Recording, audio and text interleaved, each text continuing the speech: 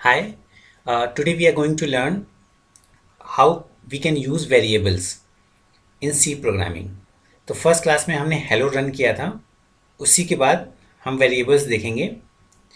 तो आपको पहले क्या लर्न करना है? Alphabets, digits and special symbols. तो अल्फ़ाबेट आपका ए टू जेड, स्मॉल में कैपिटल बोथ आप यूज़ कर सकते हैं। डिजिट 0 to 9 और इसके कॉम्बिनेशंस आप यूज़ कर सकते हैं। और these are the special symbols जो आप सी प्रोग्रामिंग में यूज़ करेंगे। ठीक है।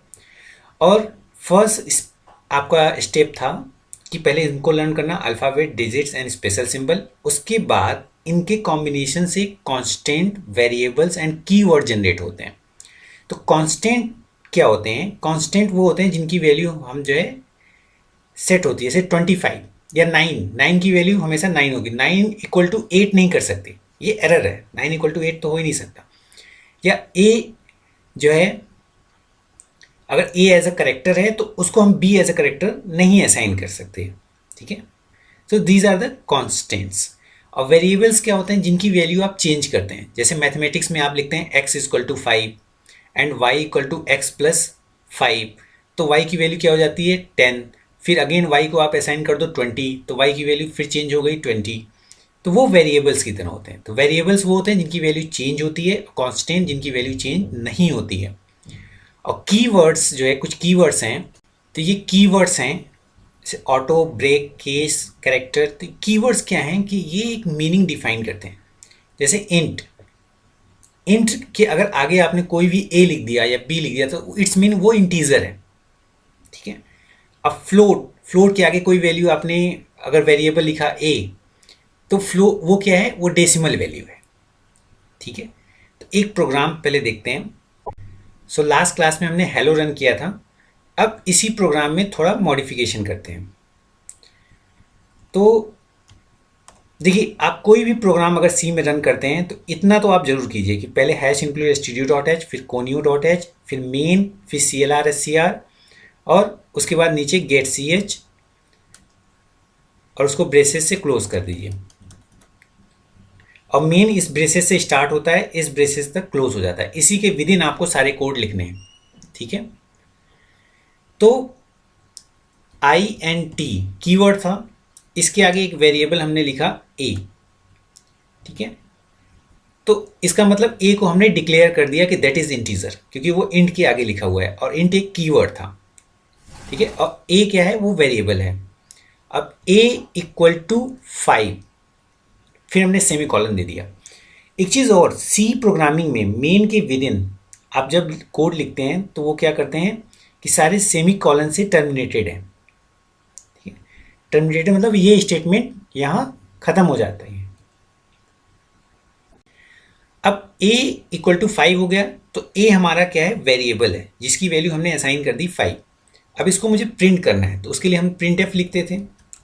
तो printf एक फंक्शन है और उसके लिखने की जो टेक्निक थी हेलो, वो तो हमने डबल कोड में लिखी थी।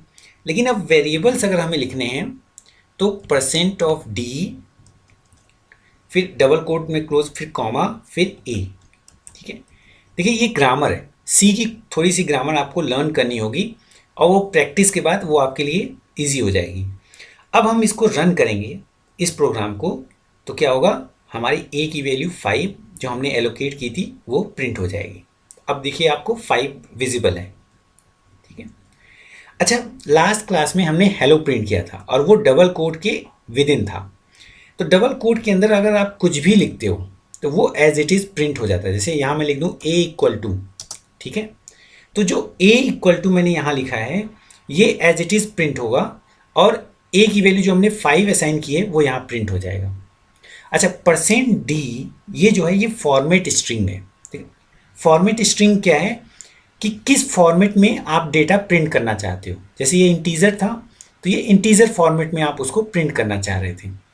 तो अब इसको जब हम रन किए तो %d के पहले हमने a = लिखा है और ये डबल कोड के अंदर है, तो ये एज इट इज स्टेटमेंट जो है प्रिंट हो जाएगा। अब कंट्रोल F9 किया तो हमारा आउटपुट क्या आ रहा है? a = 5। और पहले आउटपुट क्या आ रहा था? सिर्फ 5 आ रहा था। ठीक है। तो %d ये जो फॉर्मेट स्ट्रिंग, इंटीजर के लिए %d यूज करते हैं। अगर करेक्टर वेरिएबल है तो उसके लिए %c यूज़ करेंगे, फ्लोट है तो %f, डबल है तो %e, ठीक है। लेकिन अगर मैं यहाँ लिख दूँ